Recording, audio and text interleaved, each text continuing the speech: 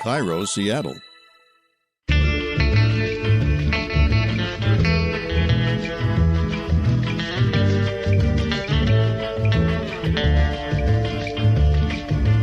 I'm Rachel Bell, and this is Your Last Meal, a show about famous people and the stories behind the foods they love most. Today on the program, Lynn Shelton. Lynn has written and directed a bunch of indie films like Hump Day and Your Sister's Sister. And her brand new film is called Sword of Trust, starring Marc Maron. Lynn has always prioritized filmmaking, but a girl's got to pay the bills. So she's directed episodes of Mad Men, The Mindy Project, Love, Shameless, New Girl. The list goes on and on. It's a pretty sweet side hustle. And Lynn loves food, but unfortunately, there is so much that she can't eat. I have the list right here. No gluten, no soy, no corn, no dairy, no meat, no beans. Yes. As you can hear, Lynn is too joyful to let a bunch of allergies get in the way of her happiness. But one place she found solace is at Flying Apron Bakery, Seattle's first gluten-free and plant-based bakery and cafe. So I chat with owner Angela Koff about the grieving and mourning a person experiences when they're told they have to give up some of their favorite and most comforting foods. A lot of the people that walk in are, for the first time in years, able to have something that they thought they weren't going to be able to enjoy again. And there's all the emotion that leads into that. And what happens when you graduate from pastry school and then you find out you can't even be in the same room as a bag of flour? The diagnosis with celiac disease and the sudden realization that I had just invested $50,000 in a profession that was going to kill me. Elisa Castle tells her story. But first, my interview with Lynn Shelton. I read that you wanted to be a film director, but you were worried that you were perhaps past your prime. You were in your mid-30s. Yeah. Yes, I always wanted to be a film director, but I didn't really feel ready until after I'd gone through this very long, circuitous route and became a film director. But I started as an actor. I got a theater degree at the University of Washington. Then I moved to New York to make a living as a theater actor and immediately realized it was not going to be a good life for me. And I ended up transferring my addiction for the stage over to photography and went to the School of Visual Arts in graduate school for photography, where I started making experimental films and videos. So after I got out of school, I was making films as a solo artist, but really non-commercial work, just completely, there was nothing commercial or even really accessible about them. And I was doing everything myself. And then I was making my living as an editor and teaching other people how to edit. Saw Claire Denis, who's a French director who came to town, Northwest Film Forum brought her and did a retrospective of her work. And in this onstage interview she revealed that she hadn't even started her career as a filmmaker until she was 40. And she'd already made a bunch of movies, and now she's made a bunch more. And I was like, oh, my God, I'm a lady, too, and I'm not quite 40, and it means I can still have a career. And she truly was a huge inspiration for me to just dive in and get going. I love that so much, and that's why Julia Child is one of my heroes, because of the same reason. Like, she didn't learn to cook till she was 40. I think she didn't either have her TV show or write her first book till she was 50, and there's just this really great hope in knowing that you don't have to shove everything into your life when you're really young, and you can still continue to create things and totally reinvent yourself later in life. Absolutely. Yeah, it's very inspiring. And honestly, we bring so much more to the table because we've actually lived life a little bit, So I feel like I could bring more to my more perception and sensitivity and experience, to my stories. Lynn called me on her drive into work. She's a very busy lady. She's currently producing and directing the Hulu limited series Little Fires Everywhere, starring Reese Witherspoon, Kerry Washington, and Rosemarie DeWitt. It's based on the best-selling novel of the same name. You've always been a film director, but then you have been doing a lot of TV. You've directed episodes of Mad Men and New Girl, The Mindy Project, Fresh Off the Boat, et cetera, et cetera. But I understand that early on in your filmmaking career, you were kind of anti-TV. How did you warm up to that idea? It wasn't that I was anti-TV. I just saw it as more of a paycheck, a way to pay the bills, which I was very grateful for. I mean, my first job being Mad Men, my first TV gig being Mad Men was insane. It was my favorite TV show. I always had a lot of respect for television. I passed up a lot of opportunities to do pilots because I was always sort of saving up my creative capital for my movies. And I was happy to just do guest episodic work and bring in all my filmmaking tools to that job.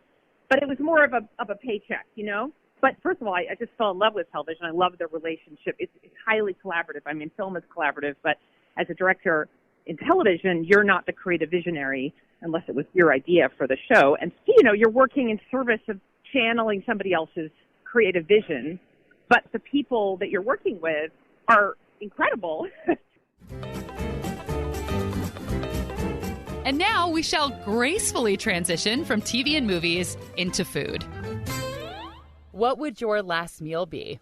Well, that's a pretty easy one. I have a hugely restricted diet because my body doesn't want to let me have any fun. So anytime I eat most of the foods that I really love in this world, I get terrible cramps and all kinds of other problems. So my last meal on earth would consist solely of all the foods that I'm currently deprived of. So I would have probably a giant baguette slathered in butter. I would have several different flavors of really high quality Italian gelato. I would have, you know, basically the let me see, what else can I not eat? Oh, I have the list. I have the list right here. Yeah. No gluten, no soy, no corn, no dairy, no meat, no beans. Yes. In addition to, the other thing that I can't eat, that it got added to the list, most fun of all, is garlic and onions. So eating out is pretty much impossible for me unless I'm having, like, you know, sashimi. I can have, like, raw fish. But yeah, I would have, and I actually did add meat back. I can eat meat, so I've been eating meat again because once I took garlic and onions off, and along with a bunch of other, this thing called the low FODMAP diet. It's just insane. Oh, sugar. So I don't eat sugar. I don't eat dairy. So yeah, I mean, honestly, I probably would just have a giant bowl of ice cream. I've been craving ice cream so badly with cookie dough in it. I would just go with that. So what do you do to fulfill these cravings since you can't have something like that? I mean, there's so many substitutions now. Is there an ice cream that you can eat? You know, I have not yet discovered one because can't eat any sugar at all. So anything that ends with ose, right? Dextrose, sucrose, fructose, glucose, all of the oses. That includes everything, like, you know, fruit. I can't have fruit. So the only sweetener I don't really do well with sugar alcohols either, like all the alls, you know, the maltolols and all those. So sorbitol, that kind of stuff. So I really am sort of stuck with stevia. That's the only thing I can do. So I have this fantasy that I'm going to get an ice cream machine and I'm going to sort of, you know, experiment and try to figure out like a nut milk based ice cream that's just only has stevia in it. I know that texture-wise, scientifically, it's going to be hard to get the right texture. But actually, recently I've discovered this is like the simplest thing. But I have this magic bullet, and I've been blending the heck out of almond milk and stevia and cocoa powder and a bunch of ice cubes. And it's actually a pretty damn good facsimile of a chocolate milkshake. I know these things that you kind of get desperate that you're like, I can taste it. It Exactly. tastes like a milkshake to me. Exactly. It's really just like a bunch of chopped ice in the middle of some, you know, sad almond milk. But yeah, no, for me, it's like pure joy. You use your imagination. So deprived. Exactly. You got to bring your imagination to the table. Yes. Good use of it. And so if your last meal is a big bowl of ice cream, what flavor would you want? Oh, God. Let me see. After I stopped being able to eat ice cream, it's like all these artisanal places started popping up with all these great, like, where were we recently? I was in New York recently, and there was this Earl Grey ice cream, and there was like these salted caramels, and I love salt and sugar together, you know, like Fran's salted chocolates, those little, you know, when they started coming up with those smoked sea salt, yes, you know, caramels, I'm just like, God, kill me. I love that combination. Because I'm a big salt freak too. So, but I also have a sweet tooth. So those two combined are just incredible. So any kind of one of those fancy, schmancy, newer ones. But I've always like classic. I like something with chunks. So something like peanut butter cup, you know, mint chip, walnuts, you know, kind of nuts in there. Rocky Road without the marshmallows. I don't really like marshmallows. Dig out the little treasures. You know, that's my favorite. Lynn wants a bowl of fancy artisan ice cream, like salted caramel or Earl Grey, with lots of chunks of walnuts and cookie dough and peanut butter cups. But she can't eat any of that. These are all forbidden foods for Lynn. She can't have gluten, dairy, sugar, fruit, onions, garlic, beans, soy, corn. Yet, she appears to be the happiest, most joyful person in the world. In the words of film director Rob Reiner's mother in the film When Harry Met Sally, I'll have what she's having. And I just want to throw in a little trivia right here. When Harry Met Sally just had its 30th anniversary, and I read an article that woman off to the side of their table in Katz's Deli, responsible for that famous line, is Rob Reiner's mother. And apparently, Meg Ryan was having a hard time getting that scene right. If you've seen the movie, you know that's when she fakes an orgasm at the table across from Billy Crystal. She said she was feeling self-conscious because she didn't want her boyfriend to see her do that scene. So Rob Reiner hopped in and he's like, this is how I want it done. And he had to do that in front of his mother, which seems way more embarrassing than Meg Ryan doing it not in front of her boyfriend. Oh, hi. This is now a When Harry Met Sally fan podcast. It's called Baby Fish Mouth, and if you donate now, we will send you 6 pairs of Days of the Week underpants. There's not going to be a Sunday pair because Sunday is for God. We're going to take a quick break, but when we come back, this will once again be a Your Last Meal podcast. Maybe. And I'm going to tell you about a very fun event that I hope you can attend. It includes me, a delicious burger, and past Your Last Meal guest, Tiffany Thiessen of Saved by the Bell fame.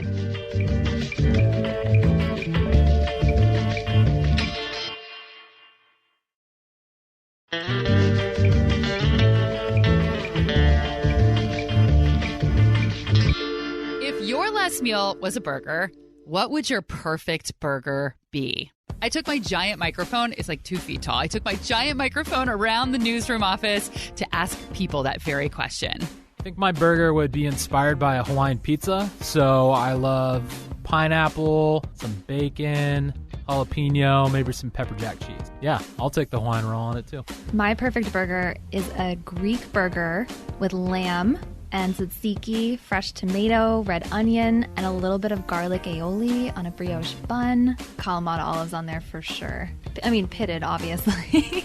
Bacon and blue cheese and raw onions. Not caramelized, raw onions. And my burger would be a mushu pork burger. Start off with just a regular old hamburger bun, and you get a pork patty. You've got all the stuff that makes up the mushu, the cabbage, the mushrooms, the black fungi-looking stuff. And then you've got some hoisin sauce, soy sauce, maybe some fish sauce to add to that umami flavor.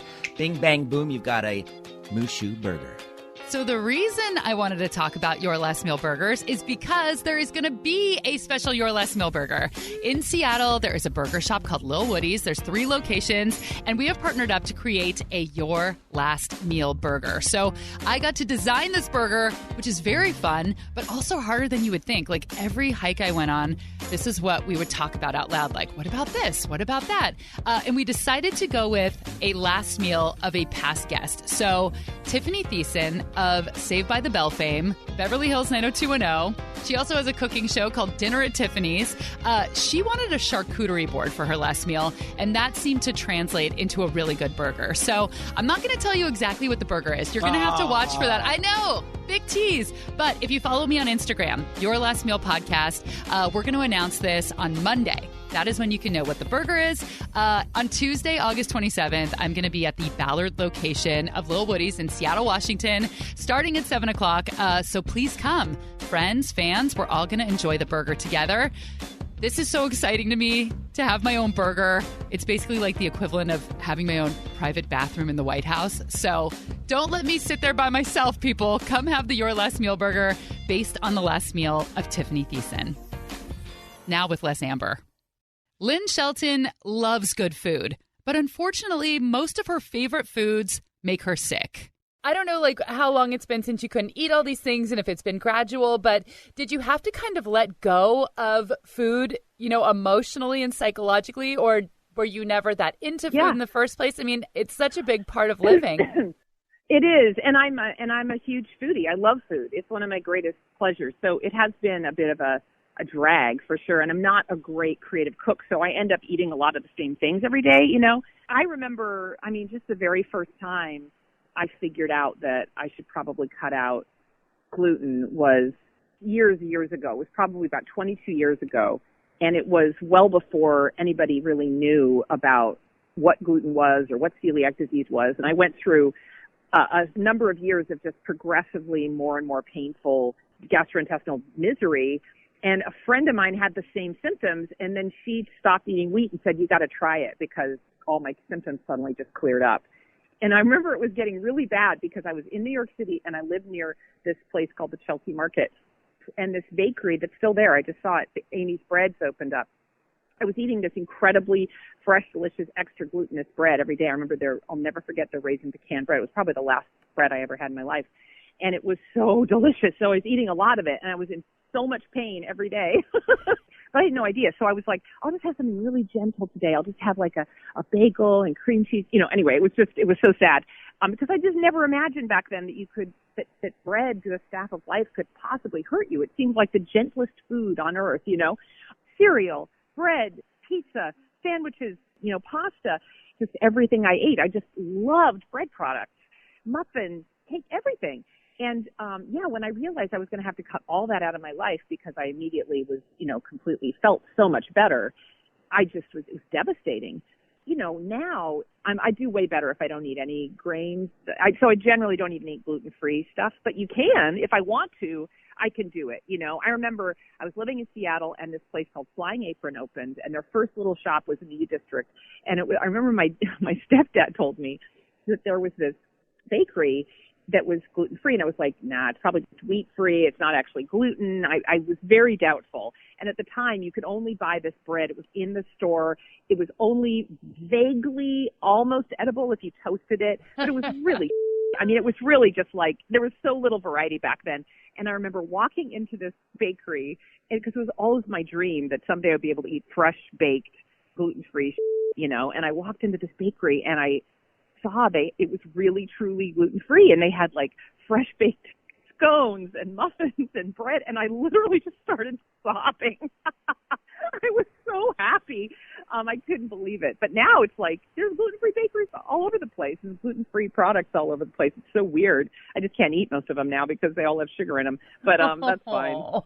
The gluten-free bakery Lynn is talking about, Flying Apron, opened in Seattle in 2001. Now, that is way before the words gluten-free entered the common lexicon. And Flying Apron is still open today. We have a full array of cookies, peanut butter, chocolate chip, ginger molasses, chocolate chip mint. That's Angela Koff. She's owned Flying Apron since 2010. And on top of the vast array of plant-based, gluten-free baked goods, probably what we're known for the most are our pecan sticky buns, which are relatively new, and our cinnamon rolls that have a feature of our delicious vegan cream cheese frosting. They serve plant-based, gluten-free versions of classic comfort foods like mac and cheese, pot pie, pizza, and lasagna, because even Garfield is gluten-free these days. Everything that we have is made from scratch.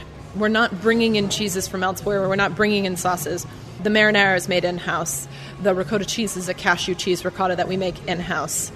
Similar with our Brooklyn Bridge pizza right now that has house-made mozzarella balls. The lasagna is amazing, though, and it's hearty. 16 to 18 ounces of gluten-free and plant-based love.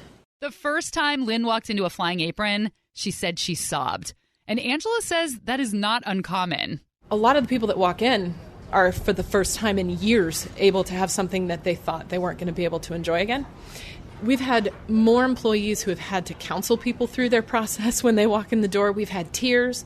We've had heavy emotions. We've had people who find such a sense of relief. It comes from all angles. But the other piece of it, too, is really coaching people, especially when they're taking things like cake orders from customers. We will get more people who are getting their kids' first birthday cake or second birthday cake, and they are so emotional on the phone because they've had so many problems with their kids not sleeping or having digestive issues that they've had to source. And I've had to tell people, understand that when that mother or father is calling, they have not slept all year. They are thankful that they finally figured out what's going on, and they're hoping that they can give their kid what every other kid has the opportunity to enjoy without it causing more pain.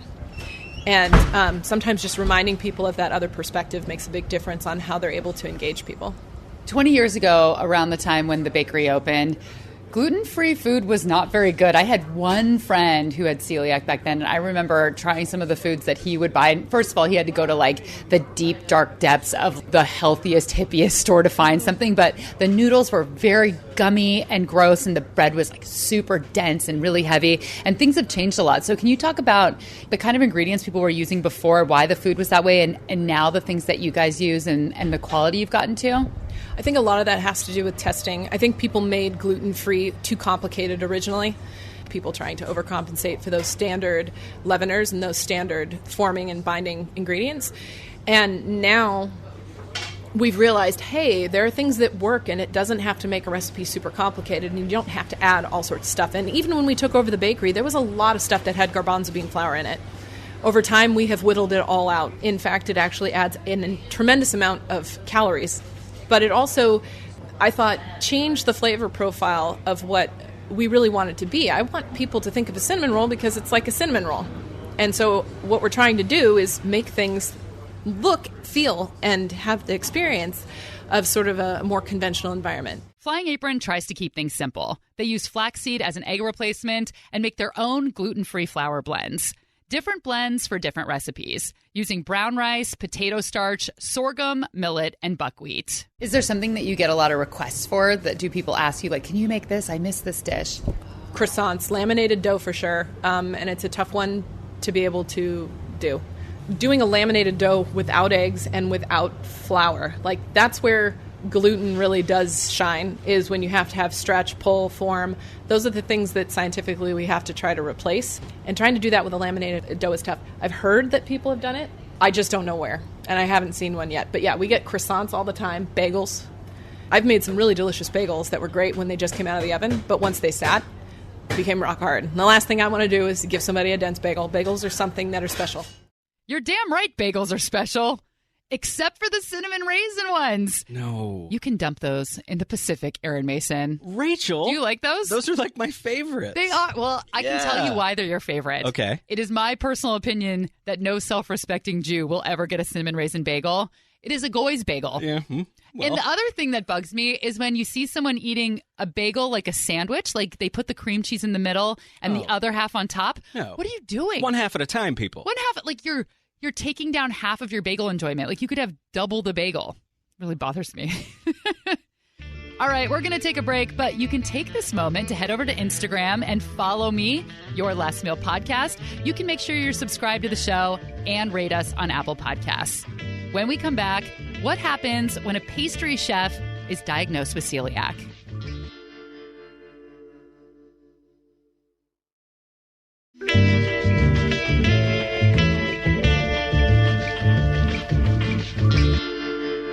Elisa Castle manages Flying Apron's West Seattle Bakery and Cafe. I decided to go to pastry school in 2012 because for my entire life there had been a certain level of food insecurity. I had a single mother who worked all the time and she didn't cook. So I found a love for cooking very early on and found that I could make lots of things work from what we had available and took that desire to continue to create good food.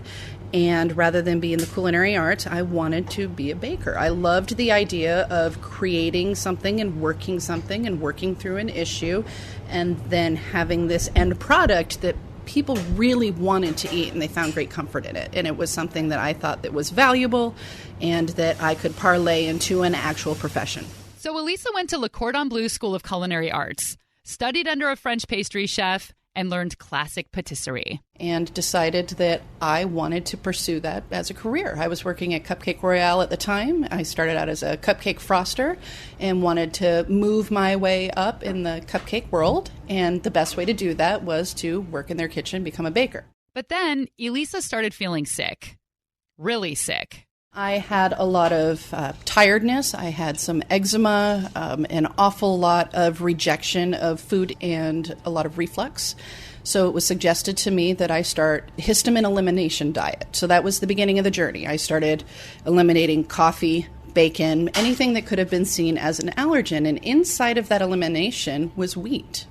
something that I had never considered that would have even been an issue in my life. But among this elimination journey, I found that I felt better when I wasn't ingesting wheat. So Elisa left the cupcake shop and took a job at a baking production facility. Inside of that production facility, there's a lot of flour in the air.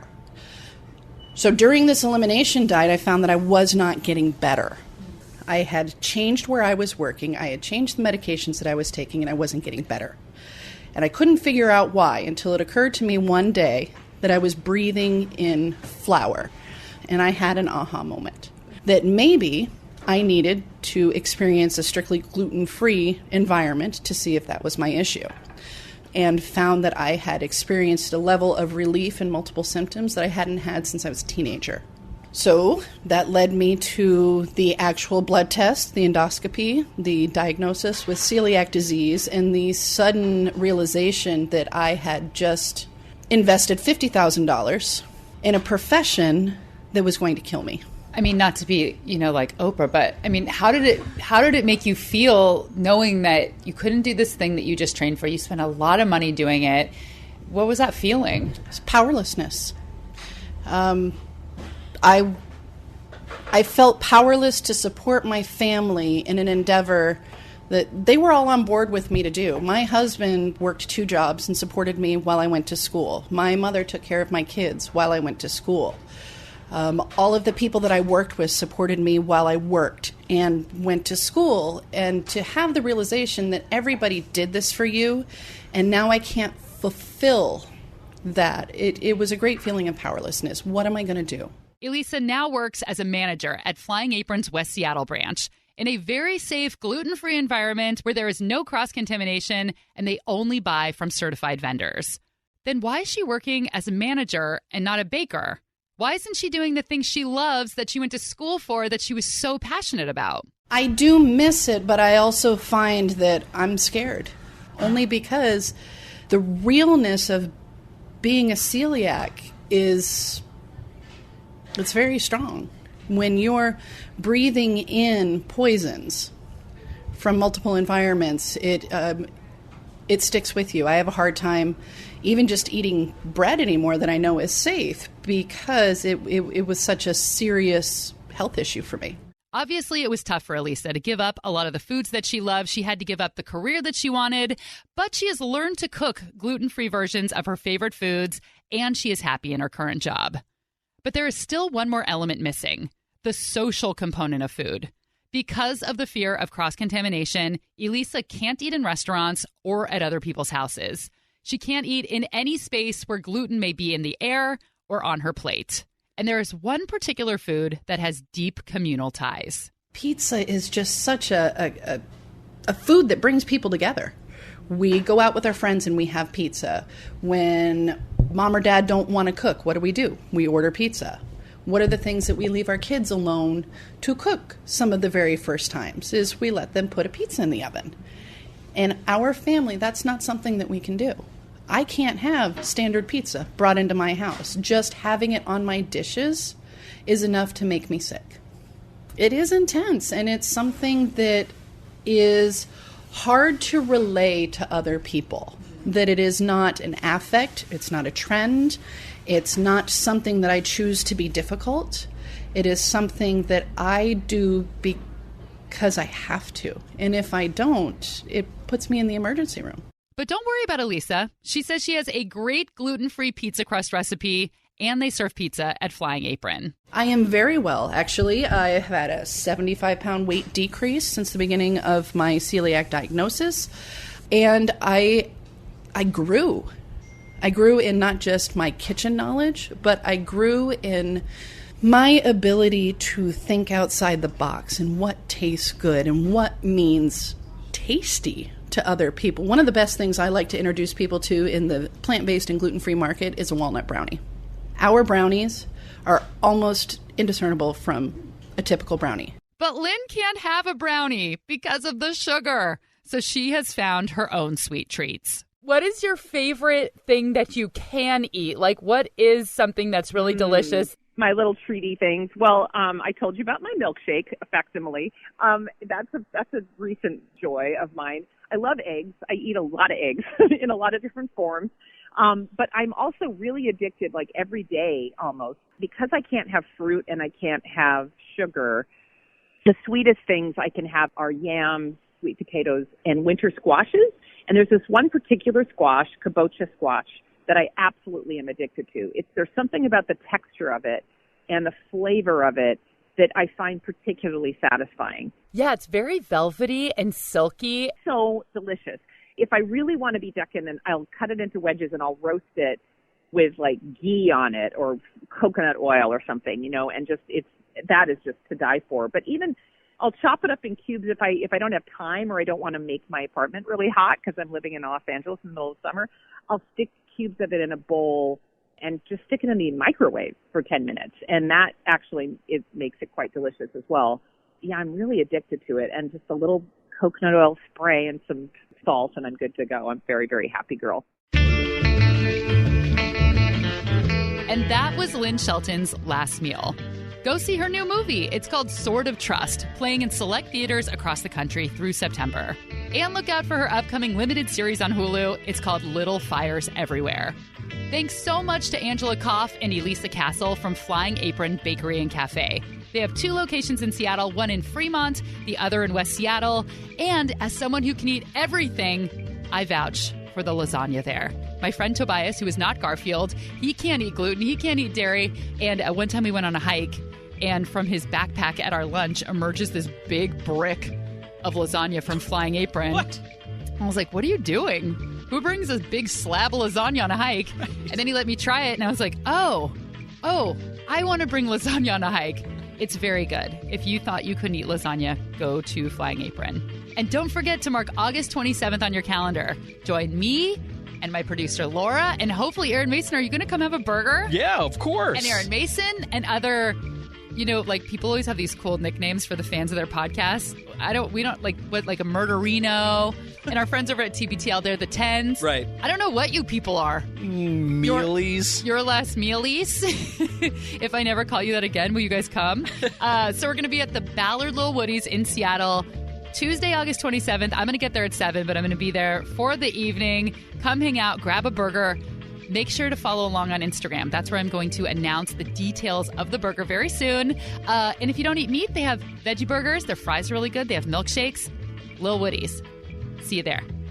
This episode was produced by Laura Scott and me, and I decided this week I'm going to give fun facts about you guys related to food. Ooh. Fun fact. I love when I look over and Laura is eating pasta at her desk because she often twirls it on a spoon with a fork. Like, at her desk. So classy. Wow. Fork and a spoon. This episode was recorded by Aaron Mason. Fun fact, Aaron Mason doesn't like peanut butter. That's true. He's a freak. Yeah. I'm here to shame everybody. Theme music by Prom Queen. Fun fact, when I go out of town, she stays with my kitty cat, Poppy. Also, she's allergic to nuts and shellfish. I'm Rachel Bell, and since I'm the one talking, nobody gets to say anything about me. I'm Rachel Bell, and this is Your Last Meal.